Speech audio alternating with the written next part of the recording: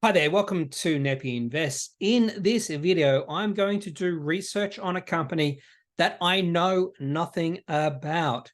A few weeks ago, I did another video on a company I know nothing about, Ryder Capital, and that was an interesting exercise. I had planned to do 3 companies in that particular video, but it was just a little bit too much because sometimes I can ramble on. So I decided to separate that particular video into 3 sections.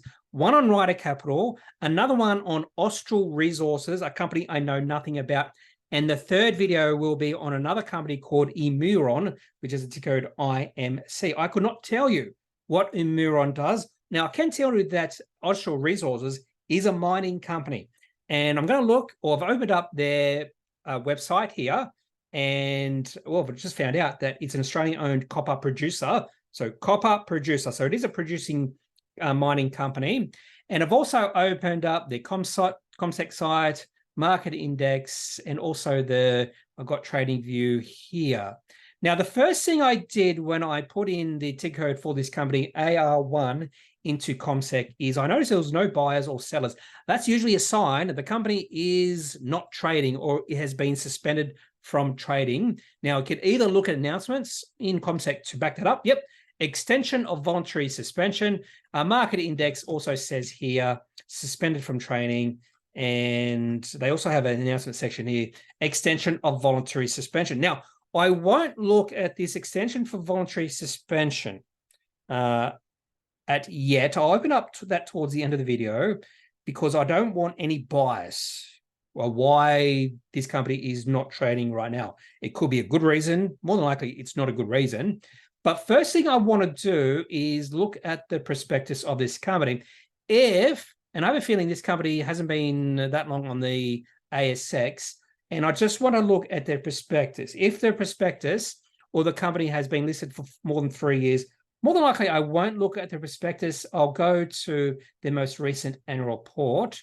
And yeah, they were listed in November 2021, so about 2 years ago. So I'm just going to open that prospectus, although it is 348 pages, geez, which is probably normal for a mining company. Now, I don't want to, well, that opened up really quickly. Go market index. If I try to open this up on CommSec, it would have taken 5 years for some reason. So I'm just zooming in here. And the reason I like to look at prospectuses is because they're a trove of information. Now, first thing we're going to do is look at the contents. There should be some content somewhere here, so I just know what pages to go to. And I've probably gone past the contents. Here he is.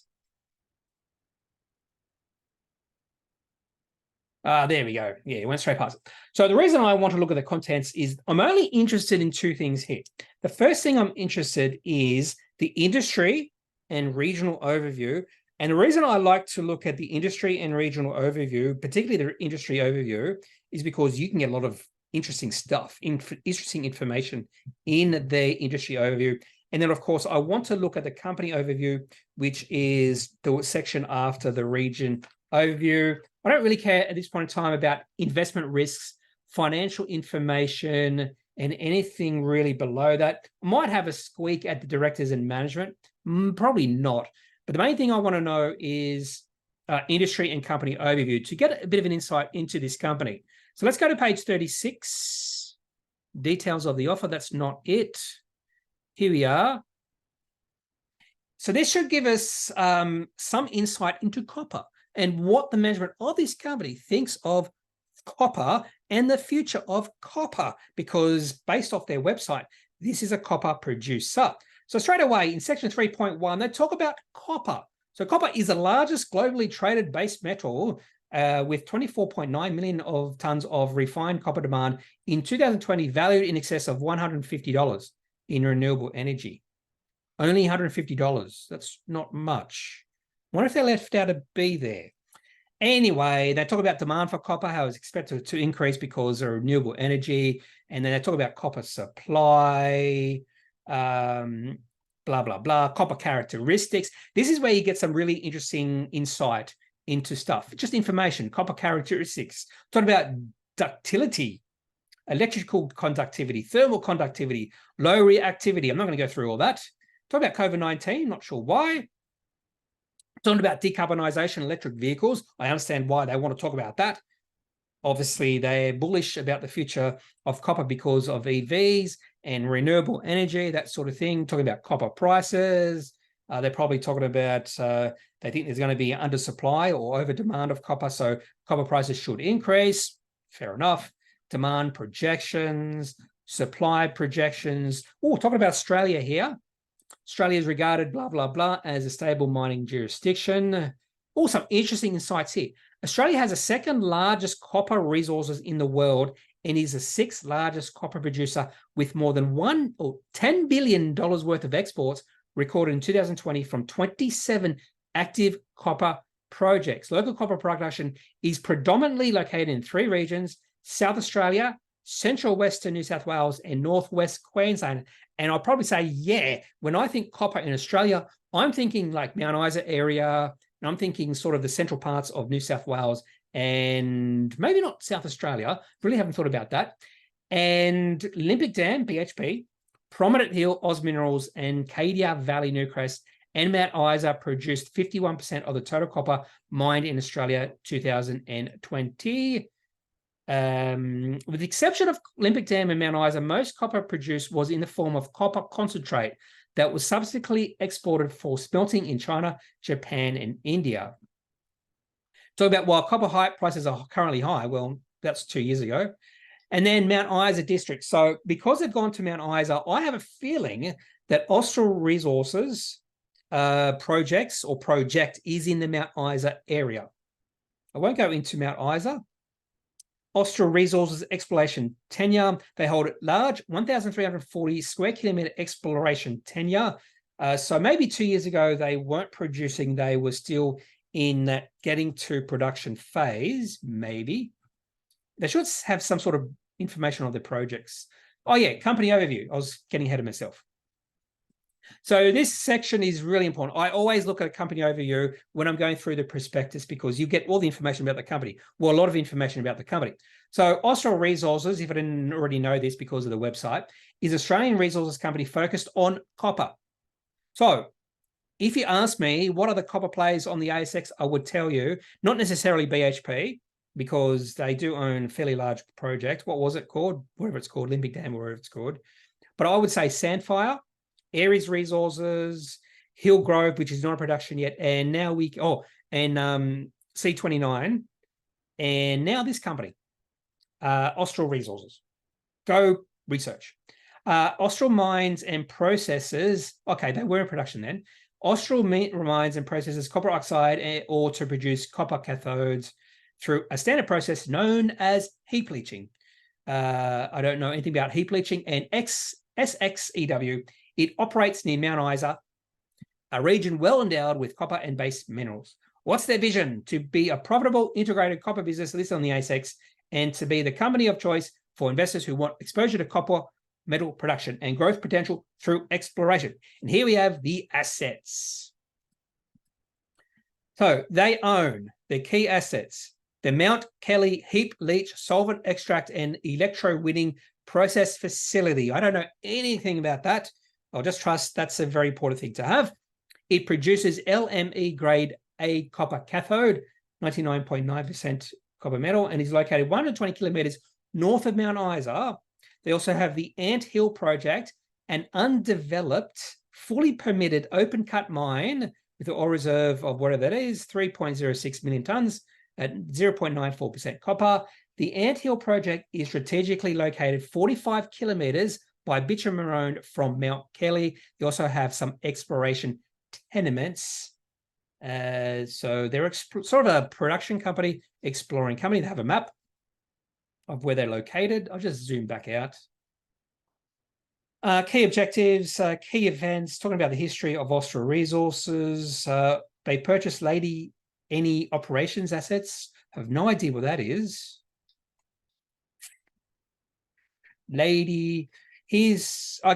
History of Mount Kelly Processing Facility was historically referred to as Lady Annie Operations. So if we go back up a bit, so Austral bought Mount Kelly facility back in July 2019 from probably some other company.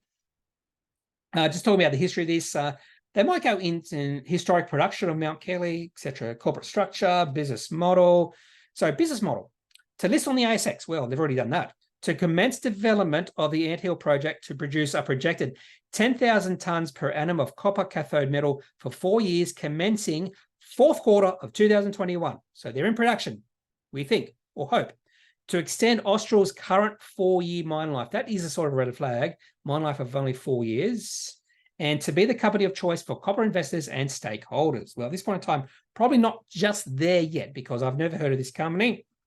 Thought about people, assets, nice photos, customers.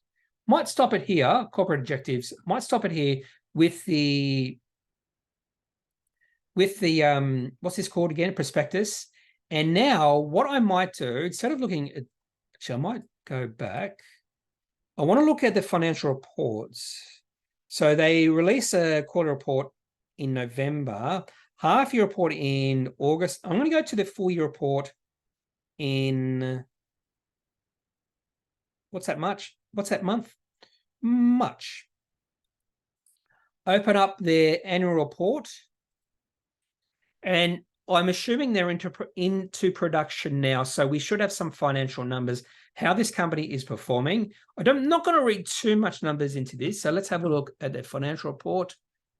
Director's report. Still director's report. This should be it. Okay, let's have a look at the numbers. Okay, revenue. Well, straight away, this is not a good start. Revenue of 54.8 million. This is in the year, but cost of goods sold 59.4 million. So cost of goods sold was greater than revenue. So that means this company had a gross loss, not a gross profit. And that gross loss was 4.6 million. So not a good start here.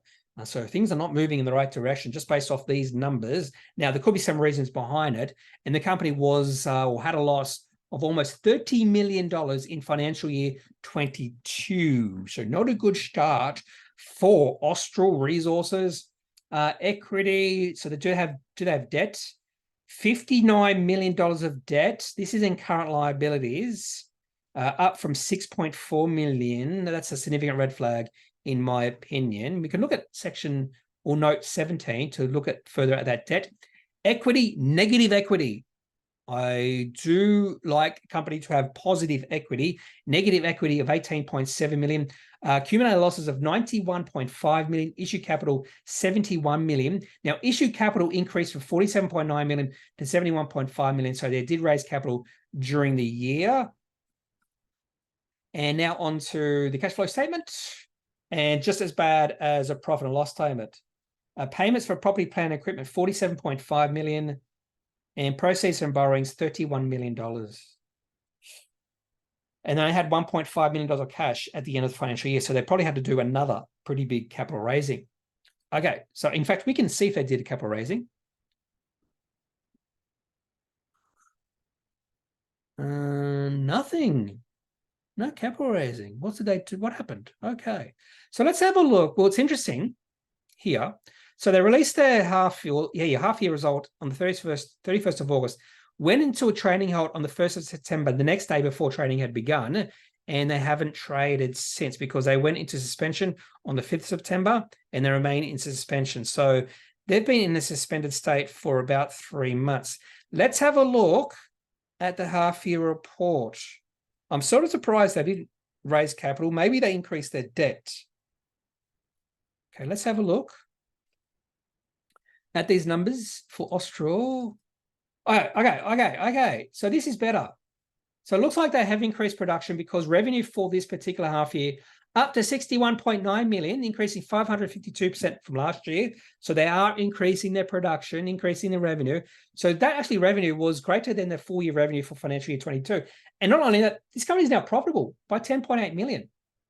So let's go further into the financial statements. So first thing is the profit and loss statement. We already know they're profitable. Gross profit now of 22.2 million. Finance expense, 5.2 million. That's probably because of interest rates, interest expense. So they would have been even more profitable if they had no debt. Do they have 50 debts, $58.8 million of debt? That's in current liabilities. I have a feeling right now, the reason they're going into a trading halt is because of the debt, something to do with the debt. Maybe they're refinancing that, something like that. We'll have a look at note 12 in regards to the debt.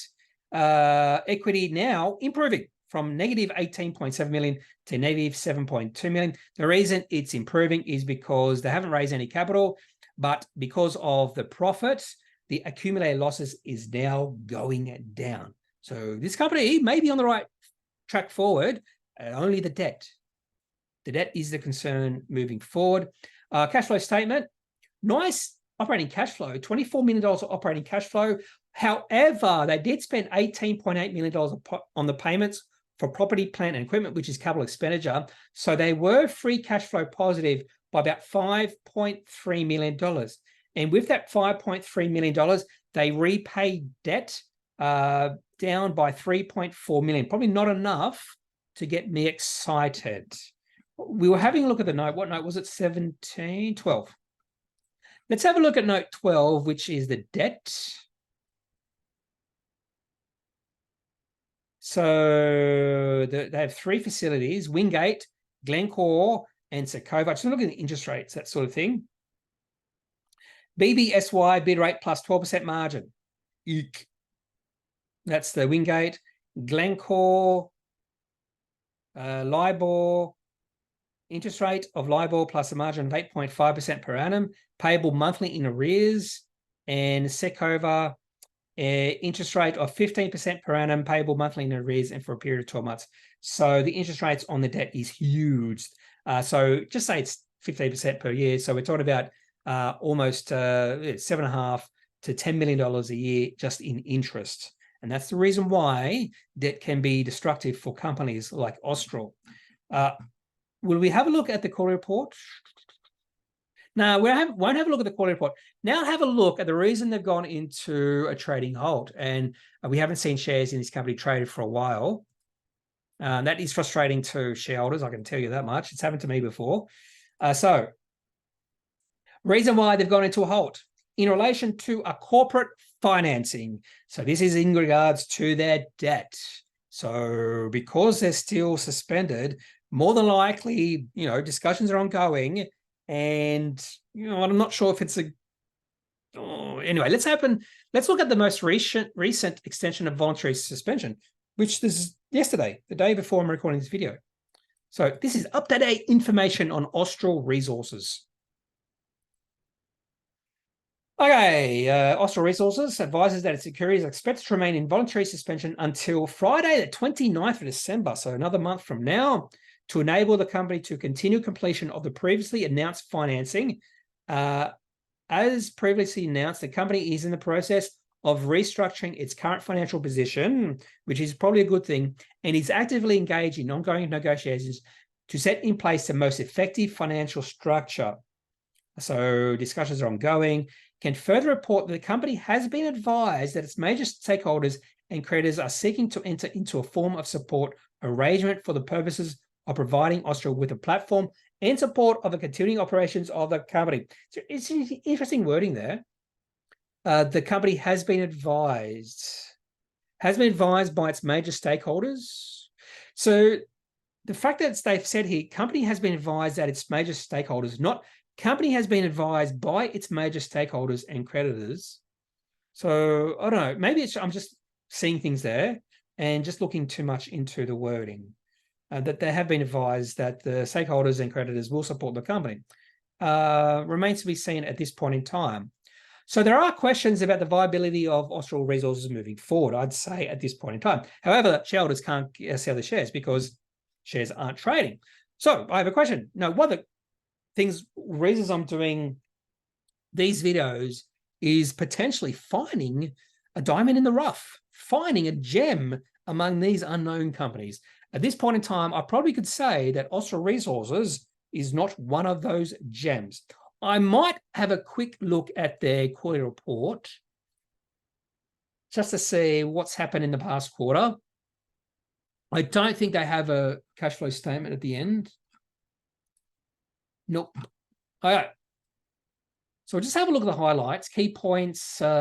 copper sales of 2,000 tons, revenue of 25.4 million in a quarter. So at this point in time, not as much revenue as the last half year. Operating cash flow of 5.1 million, but again, this company has been spending a lot of money on capital expenditure.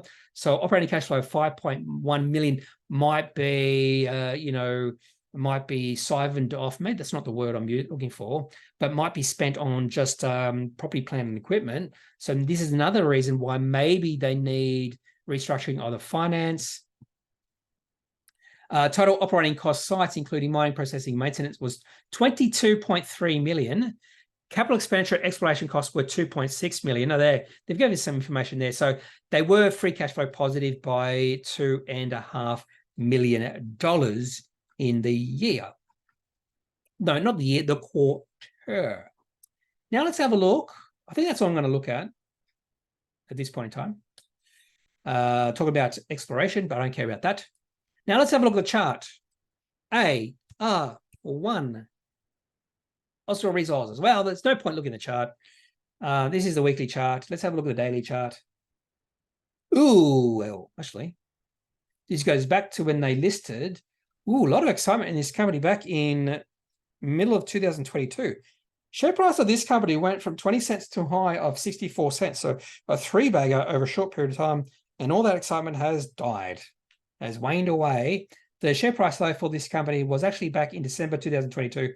The share price fell to a low of 13.5 cents, and the current share price is 16 cents. So not far off the lows we saw back in December 2022. However, it doesn't really matter. Market cap 84 billion, shares on issue 204 million. So market index says 527 million. Anyway. So at this point in time, there's no reason to get excited about Austral Resources. You can't buy shares in this company at this point in time. And even if I could buy shares in this company, I probably wouldn't because I do see issues with their debt. The market sees issue with their debt. The company sees the issue with their debt, which is why they're trying to restructuring it. And this has been going on for at least 3 months, maybe quite a few more months to go. And there is a possibility, not a probability, but there is a possibility that Austral Resources never trades again, but because they go into voluntary administration, no one wants to restructure their debt. They have still a fair bit of debt left. So there is that possibility moving forward for Austral Resources. And to be honest with you, shareholders, they can't do anything about it right now because they can't sell their shares. So this is a problem when you do see a company with debt. Austral Resources had a fair bit of debt before they went into a trading halt. And that's one of the reasons why I am wary in regards to these companies. And apart from the half year results did look really good. But as soon as they released their half year numbers, the company went into a trading halt the next day and they have been traded since. So anyway, that's what I'm going to talk about when it comes to Austral Resources. I wouldn't say an interesting company, but this company is in production. Another copper story on the ASX, so I can add to my list of copper companies. But if you do have any questions about this company, ASX rank, this is in the top 1,000 valuable companies on the ASX, coming at 983. Anyway, so if you do have any questions about this company, if you are a shareholder of Austral Resources, I'd love to hear your opinion on this company. What do you think about the management? Didn't have a look at the management. I could have had a look at the prospectus. One thing I'll just have a look at in market index is management buying, or have they been buying? Not recently, but were they buying? You can go down to director transactions. So this goes back. So net buying, and David Jauncey has been buying a lot. So I want to look at on market trades. Can I don't think I can. So David Jauncey has been buying a lot on market back in 2022 at 50 cents. And then recently, up until May of this year, at lower prices, value of his purchases as high as $850,000 back on the 10th of June, 2022. So obviously David Jauncey is positive about the future of this company. But just because he's positive doesn't necessarily mean the company will survive. David Jauncey is the executive director The Chief Executive Officer, Stephen Tambanis. Has he been buying shares, Stephen Tambanis? I do not see anyone. However, Luke Johnston, CFO. So the CEO and the CFO have not been buying shares. Shane O'Connell, the Chief Operating Officer, not been buying shares. Okay, so I'm not interested in this company at all. And even if I was interested, you can't buy at this point in time. You just have to wait and see if they could restructure their financing. And even then, because if they do restructure their financing, there's a possibility that current shareholders will be significantly diluted. Anyway, so that's all I've got for this video. Have a good day.